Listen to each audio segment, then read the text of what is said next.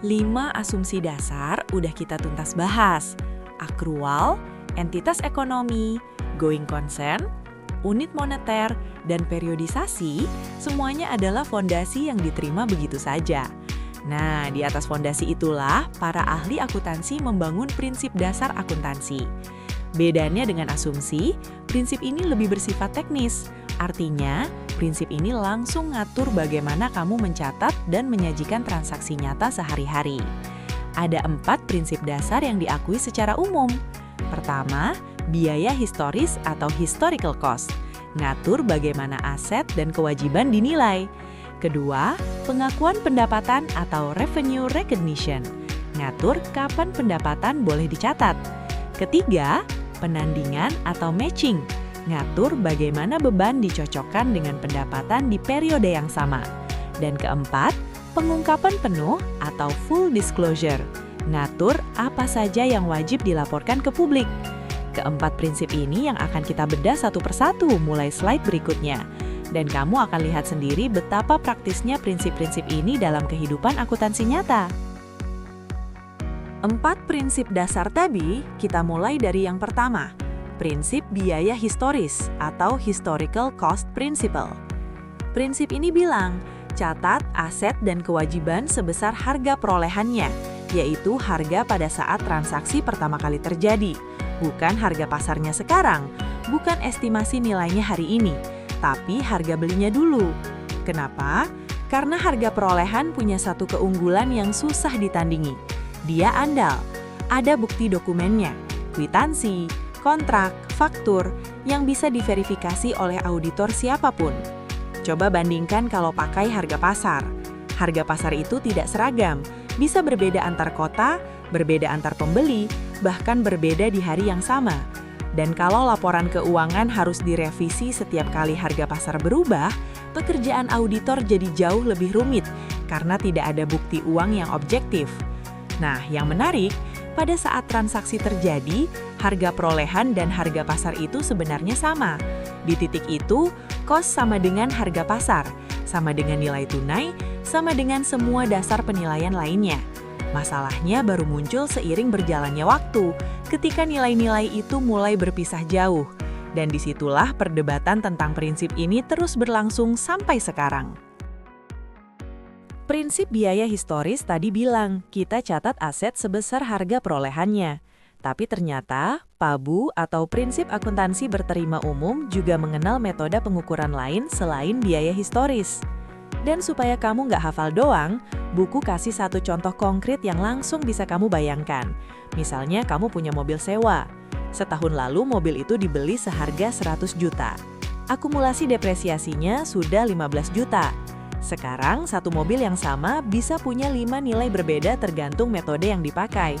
Pertama, biaya historis, tetap 100 juta, harga beli awal yang tercatat. Kedua, nilai buku, turun jadi 85 juta, yaitu harga beli dikurangi depresiasi. Ketiga, biaya kini atau current cost sebesar 90 juta, yaitu berapa yang harus kamu bayar kalau beli mobil yang sama sekarang. Keempat, nilai realisasi, sebesar 85 juta, yaitu berapa harga jual bersihnya kalau dijual hari ini. Dan kelima, nilai sekarang atau present value justru paling tinggi, 110 juta. Karena ini adalah nilai kas bersih masa depan yang sudah didiskontokan kalau mobil itu terus disewakan 5 tahun ke depan. 5 angka, 1 mobil. Itulah kenapa pilihan metode pengukuran bukan hal sepele dalam akuntansi.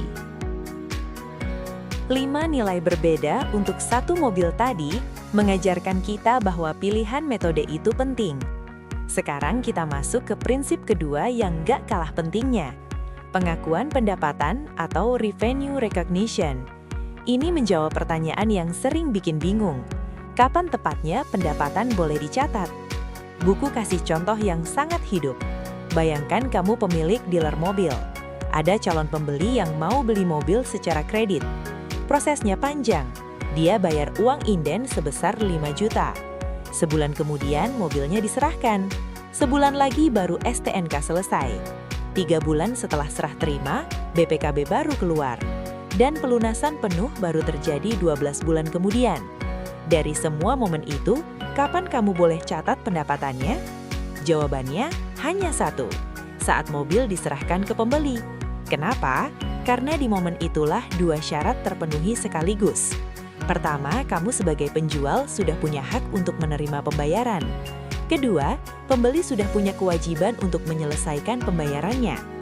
Saat uang inden masuk pun belum boleh diakui sebagai pendapatan, karena kamu belum menyerahkan apa-apa. Itu masih kewajiban kamu ke pembeli. Aturan umum pengakuan pendapatan sudah jelas. Catat saat barang diserahkan ke pembeli. Tapi dunia bisnis itu kompleks, dan nggak semua bisnis modelnya sesederhana jual beli mobil. Makanya, ada 3 situasi khusus di mana aturan pengakuannya berubah.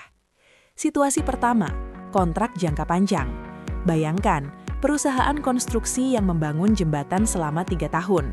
Masa perusahaan itu nggak boleh mengakui pendapatan sama sekali selama 3 tahun? Nggak adil.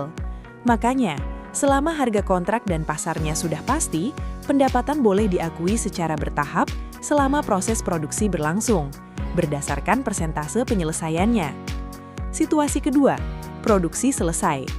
Untuk bisnis seperti pertambangan emas atau batu mulia, begitu produksi selesai, harga pasarnya sudah sangat pasti, dan biaya untuk menjualnya relatif kecil. Di sini, pendapatan boleh diakui saat produksi selesai, meski belum terjual. Situasi ketiga, saat kas diterima. Kalau kepastian penerimaan kasnya masih sangat diragukan, pendapatan baru boleh diakui saat uangnya benar-benar masuk. Ini biasa dipakai di beberapa jenis usaha jasa tertentu. Ketiga situasi ini adalah pengecualian, bukan aturan umum. Pengakuan pendapatan sudah kita kuasai.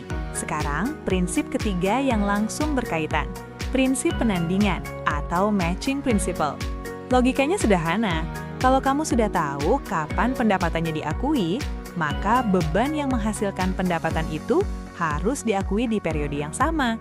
Nggak boleh pendapatannya dicatat di bulan ini, tapi bebannya dicatat bulan depan. Itu akan bikin laporan laba rugi jadi misleading. Tapi prakteknya nggak selalu semudah itu, karena tidak semua biaya bisa langsung dipasangkan dengan pendapatan. Makanya ada 3 kategori. Pertama, biaya yang langsung bisa dikaitkan dengan pendapatan, misalnya harga pokok penjualan dan komisi penjualan. Ini paling mudah, akui di periode yang sama dengan pendapatannya. Kedua, biaya yang dikaitkan dengan waktu, misalnya depresiasi, gaji, dan listrik. Ini dialokasi secara sistematis per periode. Ketiga, biaya yang nggak bisa dikaitkan sama sekali. Di sini ada 2 kemungkinan. Kalau biaya itu masih punya manfaat ekonomis di masa depan, tunda dulu pengakuannya dan catat sebagai aset. Ini yang disebut persekot biaya. Tapi kalau sudah nggak punya manfaat, langsung akui sebagai beban sekarang juga. Contohnya biaya riset dan biaya pengembangan. 3 prinsip dasar sudah kita bahas tuntas. Sekarang, prinsip keempat yang melengkapi semuanya. Prinsip pengungkapan penuh atau Full Disclosure Principle. Prinsip ini punya semangat yang jelas. Laporan keuangan harus jujur total. Semua yang ada, semua yang terjadi harus dilaporkan. Termasuk informasi yang mungkin nggak enak didengar oleh manajemen sendiri. Misalnya ada perkara hukum yang sedang berjalan, atau ada resiko bisnis yang signifikan.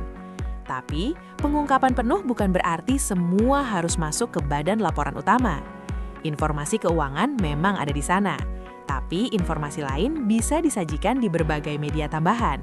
Bisa lewat catatan laporan keuangan, penjelasan dalam kurung, catatan kaki, daftar terpisah, atau bahkan lampiran tersendiri. Yang penting, pemangku kepentingan, investor, kreditor, karyawan, pemerintah bisa mengakses semua informasi yang mereka butuhkan untuk mengambil keputusan.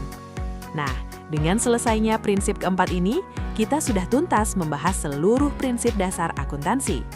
4 prinsip, biaya historis, pengakuan pendapatan, penandingan, dan pengungkapan penuh adalah aturan teknis yang berdiri kokoh di atas 5 asumsi dasar yang kita bahas sebelumnya. 4 prinsip dasar sudah selesai. Sekarang, kita masuk ke komponen keempat dari kerangka konseptual, karakteristik kualitatif informasi keuangan. Pertanyaannya sekarang, informasi keuangan yang sudah disusun pakai prinsip-prinsip tadi, bagaimana caranya kita tahu kalau informasi itu benar-benar berkualitas dan berguna? Jawabannya ada di karakteristik kualitatif ini. Ada dua kualitas utama yang harus dipenuhi. Yang pertama adalah relevan. Informasi dikatakan relevan kalau dia bisa mempengaruhi keputusan yang diambil oleh pemakainya. Dan relevansi ini punya dua dimensi. Nilai penegas atau confirmatory, yaitu kemampuan informasi untuk menegaskan atau mengoreksi evaluasi yang sudah dibuat sebelumnya, dan nilai peramal atau prediktif, yaitu kemampuan informasi untuk membantu memprediksi apa yang akan terjadi di masa depan. Kalau informasi tidak bisa melakukan keduanya, dia tidak relevan. Yang kedua adalah andal. Informasi yang andal itu harus bisa diverifikasi kebenarannya, disajikan secara jujur tanpa rekayasa, dan netral, tidak diarahkan untuk menguntungkan pihak tertentu. Tapi ada dilema klasik di sini. Relevansi sering terkait dengan masa depan, sedangkan keandalan terkait dengan masa lalu. Menekan satu sisi seringkali mengorbankan sisi yang lain. Relevan dan andal adalah dua kualitas utama yang wajib dipenuhi.